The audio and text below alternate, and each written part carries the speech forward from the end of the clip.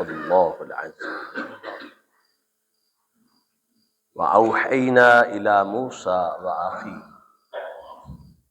اور ہم نے وحی فرمائی، حکم دیا، اِلیٰ موسیٰ،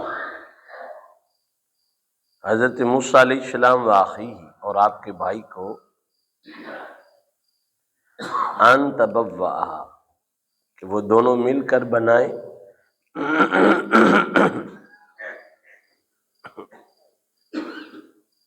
اپنی قوم کے لیے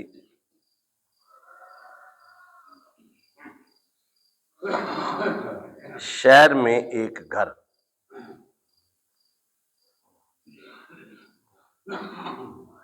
اور پھر اس گھر کو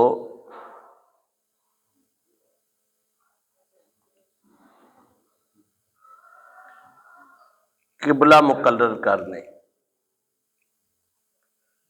اسے قبلہ بنا دیں، ایک گھر بنائیں اور اس کو پھر قبلہ بنائیں۔ وَأَقِیمُوا الصَّلَاةَ، اور پھر اس کی طرف، اس سمت میں رخ کر کے نماز قائم کریں۔ وَبَشِّرِ الْمُؤْمِنِينَ، اور مومنوں کو خوشخبری سنا دیں۔ دو کام کا حکم ہوا، تیسری خوشخبری۔ پہلا کام ہے کہ اللہ کا گھر بنائیں، جو گھر بنائیں گے اسی کو قبلے کا حکم دے دیا جائے گا۔ یہ اللہ کی شان ہے، جہاں چاہے جنت رکھتے، جس کو چاہے قبلہ بنا دے۔ حضرت موسیٰ علیہ السلام اور ہارون علیہ السلام کو حکم ہو رہا ہے کہ گھر بنائیں، تو پتہ چلا کہ اللہ کا گھر اللہ کے مقربین ہی بناتے، وہی آباد کرتے۔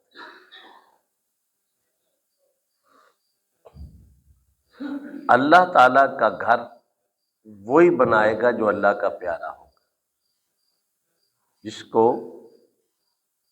اللہ سے پیار ہے اور اللہ کو اس سے پیار ہے۔ صرف گھر بنا دینا بات مکمل نہ ہوئی۔ وَأَقِیمُوا الصَّلَاةَ، اس کے بعد حکم آیا کہ نماز بھی قائم کرو۔ سونے کی مسجد بن گئی، درو دیوار کمال کے بن گئے، لیکن نماز پڑھنے والی 1.5 صف، تو کیا فائدہ ایسی نماز مسجدوں کا؟ آج تو رات بھی اتنی بڑی ہو چکی ہے کہ بستر کہتا ہے کہ ہن جان چھٹ، اس کے باوجود ہماری مسجدیں خالی۔ حکم دو ہے، اللہ کا گھر بنانا، پھر اس کو آباد کرنا۔ مسجدیں نقش و نگار سے آباد نہیں ہوتی، مسجدیں سجدوں سے آباد ہوتی۔ پھر تیسری خوشخبری یہ آئے گی، وَبَشِّرِ الْمُؤْمِنِينَ، جو اللہ کے گھر کو سجدوں سے آباد کریں، ان مومنین کو جنت کی بشارت عطا فرما۔ حقیقت حال یہ ہے، وہ لوگ خوش نصیب ہیں جن کی پیشانیوں کو سجدہ نصیب ہوتا۔ آج ہمارے خیال میں وہ شخص کامیاب ہے اس پر اللہ کا بڑا فضل ہے جس کے پاس دولت ہے۔ اب یہ نہ پوچھو وہ کیسی ہے، کہاں سے آئی، نہ، یہ نہیں بات کریں، پیسہ ہے۔ حقیقت حال یہ ہے کہ پیسہ اللہ کا فضل نہیں ہے، بعض دفعہ اللہ آزمائش کے لیے بھی دے دے۔ اللہ کا فضل کیا ہے؟ اس پیشانی کو سجدے کی توفیق ملنا، اور جو اللہ کی بارگاہ میں آ کر جھک گیا اللہ اسے بلند کر دیتا ہے۔ اور یہاں سے اٹھنے کے بعد جو اگلی خوشخبری ہے وہ ہے مومنوں کے لیے، اور وہ ہے جنت کی۔ آج خصوصاً پاکستان والے ابھی سوئے ہوئے ہیں، اور بڑے فخر سے کہا جاتا ہے 12 بجے تو پہلے میرے نہ رابطہ نہ کرے کرو، میرے سون کا ٹائم۔ اسی 12 بجے تو پہلے نہیں اٹھتے، یہ آج فیشن ہے۔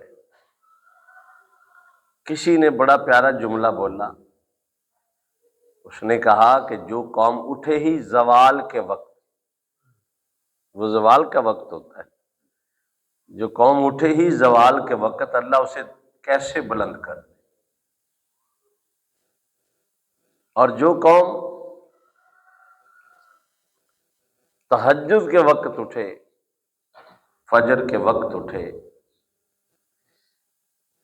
اللہ پھر اس پر رحمت نازل کرتا ہے۔ آپ لوگ یقیناً میرا جملہ سمجھیں گے، گاؤں میں رہ کے آئے ہوئے ہیں آپ لوگ، میں بھی گاؤں کا ہوں۔ وہاں 2 قسم کے جاندار ہوتے ہیں۔ ایک جاندار ساری رات جاگتا ہے لیکن اس وقت سوتا ہے، وہ اس کا سٹائل ہی ایسا ہے۔ ایک جاندار ساری رات سو لیتا ہے، بالکل نہیں گہری نیند، بس کبھی سو لیا کبھی جاگ، لیکن اس وقت سے پہلے جاگتا ہے پھر سوتا ہے۔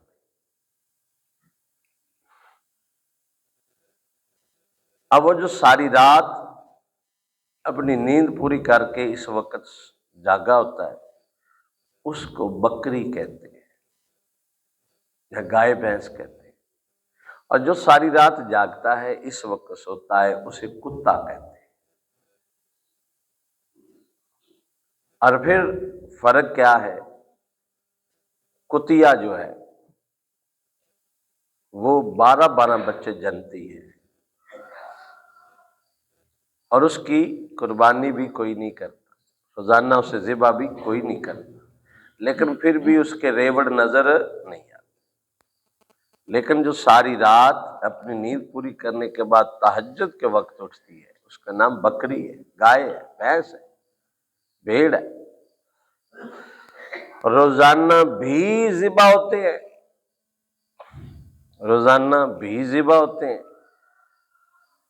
اور سال بعد تو آپ جانتے ہیں، لیکن ریوڑ بھی پھر اسی کے نظر آتے، تو پتہ چلا کہ اس میں برکت ہے جو اس وقت سے پہلے اٹھ جائے، جو اس وقت اٹھ جائے۔ ابھی اپنی گلیاں دیکھ لیں سنسان، رات 1-2 بجے گلیاں سنسان اتنی نہیں ہوتی جتنی اب سنسان ہے۔